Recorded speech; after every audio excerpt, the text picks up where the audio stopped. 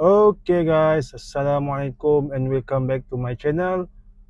Okay, first of all aku nak ucapkan thank you so much untuk korang yang dah support aku dengan klik button like and subscribe to my channel. So hari ni aku nak sharekan dengan korang mengenai satu buku yang aku dah baca agak lama jugalah, few months aku baru dapat habiskan that book lah. So buku yang aku baca ni ramai orang dah baca sebenarnya. Buku ni dah berpuluh-puluh tahun kuasa dah dekat market, and buku ni pun antara one of the best selling book lah.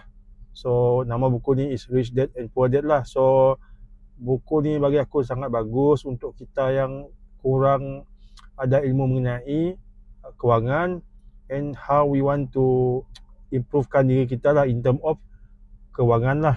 So banyak benda yang aku belajar daripada buku ni, and dalam this video aku nak share dengan korang apa yang aku dapat daripada buku ni lah. So benda yang bagus korang boleh ambil lah. So lepas ni aku akan share dengan korang apa tips-tips yang aku dah belajar daripada buku ni lah. Okay, point pertama yang aku nak share dengan korang is orang kaya, the rich people, they don't work for money but the money work for them. Apakah maksud dekat sini guys? Maksudnya dekat sini memang yes, mereka memang masih bekerja, masih buat bisnes dan sebagainya, tapi dengan duit tersebut of course lain daripada membayar keperluan harian, mereka akan letakkan sedikit budget especially untuk melabur. Invest. Tak kisahlah, invest kan banyak jenis kan. Invest properties, invest in emas, invest dalam kripto, stock market dan sebagainya lah. So orang kaya akan berfikir kat arah tu. So mereka tahu there are opportunity lah dalam krisis. Sebagai contoh, mereka dapat take the opportunity, and dalam krisis so mereka akan gunakan that krisis untuk buat money lah. Compare to orang-orang biasa ni, they always work for money in term of duit, dah dapat duit kerja tu and duit akan habis dekat situ sajalah. So mereka takkan invest mereka punya money. Sebab apa? Mereka kurang celik pengetahuan mengenai kewangan, and especially in term of investment dan sebagainya lah. Okay guys, the next one is orang kaya, rich people, they don't blame others, they always find the solution. Maksudnya dekat sini is orang-orang kaya ni mereka jarang ada mindset untuk blaming culture lah. So they are taking their own responsibility lah. Mereka akan ambil responsibility in term of decision making. Macam biasa, kalau orang-orang biasa mereka akan keep on blaming government lah, keep on blaming other people, keep on blaming orang lain dan sebagainya, keep on blaming Yahudi dan sebagainya lah guys. Tapi orang kaya ni mereka ada satu mindset yang mahal for me lah, very very good mindset, which is mereka akan sedia untuk menerima sebarang keputusan dan sebagainya lah. That's why they are very rich. They are rich in term of mindset, good mindset. Mereka takkan blame orang lain. So in term of, sebagai contoh, in term of investment, sebagai contoh mereka invest, contohnya investment fail lah.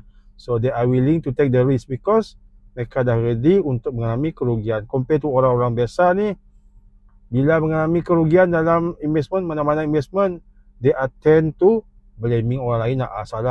Salah you lah yang endorse this investment dan sebagainya. Walhal keputusan urusan jual dan beli semuanya based on kita kan. So kita lah yang sepatutnya mengambil responsibility atas investment or business yang kita buat. So no such thing as blaming orang lain. Okay guys, the next one is life is out of our control. Maksudnya dekat sini apa guys? Dalam life ni tak semua benda kita boleh kawal. Sebagai contoh ekonomi, hal yang berlaku kan. So tak semua benda yang kita boleh kawal. Tak semua benda yang kita dapat kawal menggunakan kuasa kita. Kita bolehkan kerajaan dan sebagainya lah. So kita punya main task is kita fokus lah dengan apa yang kita boleh kawal. Sebagai contoh, kalau kita melabur dekat pasaran bursa Malaysia, kita tak perlulah terlampau berfikir macam mana tindakan government dan sebagainya. Sebab benda tu mana kita boleh kawal kan. So our focus and our target is kita fokus lah dengan which company yang kita invest. So apa kita patut buat kalau kita punya investment tu berjaya. and apa yang kita patut buat if our investment, if our trading is fail. So we can clear our position dan sebagainya lah. So kita ambil lah benda yang baik, and jangan lupa kita kawal lah benda yang kita boleh kawal saja. Tak guna kita bising-bising, tak guna kita nak blamekan benda lain, sedangkan benda tu kita tak boleh kawal pun. Yang kita hanya boleh kawal is our own portfolio and our own money management. Okay guys, the next one aku nak share kat sini is, kalau kita nak berjaya dalam satu bidang, seperti yang aku baca dalam buku ni, kita tak nak kita terpaksa ubahlah mindset kita, yang especially mindset yang negatif or bad attitude kita. Sebagai contoh, sebelum ni kita orang yang malas nak membaca, so kita jadikan hobi membaca lah. So there is no choice lah.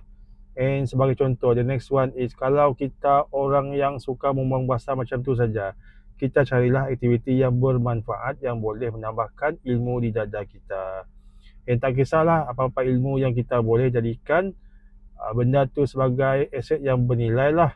So bila kita ada ilmu, tak kisahlah dalam apa-apa bidang, ilmu itulah yang akan membimbing kita sebenarnya guys. So kuasa ilmu ni very good, tapi tak ramai yang akan cuba untuk mencarinya. Sebab apa? Sebab ramai masih berada dalam zon yang selesa. Semuanya mengharapkan orang lain, instead of sendiri yang berubah, mereka nak government pula yang berubah sebagai contohnya. So there is no such thing benda mudah dalam hidup ni. Semua nak tak nak, semua yang kena berbalik dengan kita, which is our own effort untuk berubah.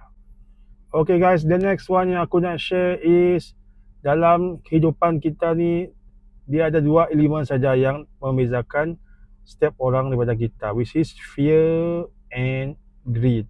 Fear bermaksudnya takut. So maksud dia kat sini, sebagai contoh, kalau kita nak buat perniagaan, kita nak buka perniagaan, kita nak startkan pelaburan, mesti kita akan fear, kita akan takut apa? Takut mengalami kerugian. Sebab apa? Sebab nobody want untuk loss dalam dia punya investment and business kan. Tapi untuk orang yang ada mindset yang bagus, mereka akan bersedia untuk mengalami that kind of losses. Yang paling penting, they know what to do bila mengalami kerugian, and what should they do untuk mengatasi kerugian, to prevent kerugian tu bertambah besar. Sebagai contoh, kalau korang bisnes, nak tak nak, kalau dah tak dapat sustain lagi, kena tutup bisnes lah kan, kena cut loss.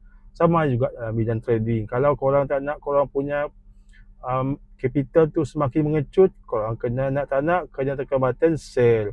Sell mean korang akan clear korang position. Itu je lah. So dua emotion element tadi, fear and greed. Greed ni bahaya juga. Greed ni bila biasa berlaku bila market tengah bull. Ramai orang akan menjadi greed, tamak. Maksudnya they think the market can bull forever. Tapi mereka tak tahu, mereka tak faham konsep, especially pelaburan saham. Bila benda tu dah naik terlampau tinggi, hype, masa untuk take the profit. Benda ni berlaku especially masa COVID hari tu kan. Kira all stock market seluruh dunia mengalami bull. Sebab apa? Sebab lockdown, ramai pula yang bekerja di rumah. So nak tak nak, cara untuk cari extra income is dengan trading stock market. So masa itulah kita punya stock market memang rancak, sana sini rancak. So tapi yang paling menyedihkan time tu, ramailah yang berbondong-bondong start nak buka akaun CDS for those yang nak trade dekat Bursa Malaysia. And time tu jugalah ramai yang masuk ke dalam pasaran saham dan beranggapan pasaran saham memang boleh buat duit. Tapi at the end of the day, bila vaksin dah dijumpai, that's it. Kita punya stock market dah start mengalami profit taking sampai ke hari ini guys. So hati-hatilah dengan dua faktor elemen ni lah, which is fear and greed. Orang yang ada ilmu, mereka akan greed bila market mengalami correction atau bila market mengalami penurunan, especially dalam pasaran saham. Okay, bila market tengah discount, so masa itulah mereka akan jadi greed, which is mereka akan start collect counter-counter yang bagus dan mereka akan menjual bila market menjadi bull balik nanti. Masa bull balik nanti, ramai lagi lah yang akan memasuki pasaran saham dengan beranggapan mereka akan win, and cycle sama akan berulang balik. Mereka akan kena flush kau dengan pasaran saham yang very brutal and no mercy at all. So the next one is ramai yang mengalami masalah kewangan sekarang. Sebab apa? Sebab mereka ramai yang bersifat degil dan tak nak ambil tahu mengenai mereka punya keadaan kewangan semasa. So mereka tak nak fokus. Contohnya, kalau dah banyak sangat berhutang tu, kurangkanlah berhutang sebagai contoh. Kalau korang banyak gunakan credit card tu kan, sebagai contoh credit card. Kalau korang terlampau banyak abuse korang punya credit card, so kurangkanlah penggunaan credit card. So manage your own money. Sebab apa? Sebab at the end of the day, that is your money. Nanti kalau korang mengalami masalah kewangan, benda tu akan boleh merebak juga. Bukan merebak kepada korang seorang, tapi boleh merebak kepada satu family. So kita tak nak kita punya family menjadi stres dan sebagainya, guys. Okay guys, the next one is rich people, they are very good in term of time management. Maksudnya dekat sini is mereka tahu macam mana nak bahagikan masa lah. Sebagai contoh, ada masa kita boleh lepak dengan family, ada masa kena fokus dengan perniagaan, ada masa kena membaca, ada masa kena bersosial dengan orang ramai, dan ada masa untuk pergi ke masjid, ada masa juga untuk mendalami ilmu-ilmu lain lah, ilmu-ilmu pelaburan dan sebagainya lah.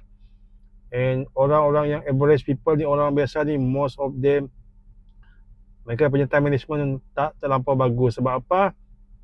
Most of the time is mereka akan banyak habiskan dengan entertainment lah.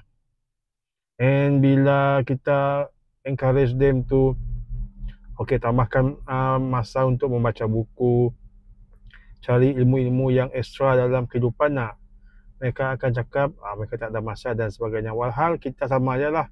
Tak kisahlah millionaire kat orang biasa-biasa, Allah dah bagi kita 24 hour untuk kita bekerja, tidur dan sebagainya. Tapi macam mana orang kaya lebih sukses in term of time management? Semuanya berbalik pada how we manage our time.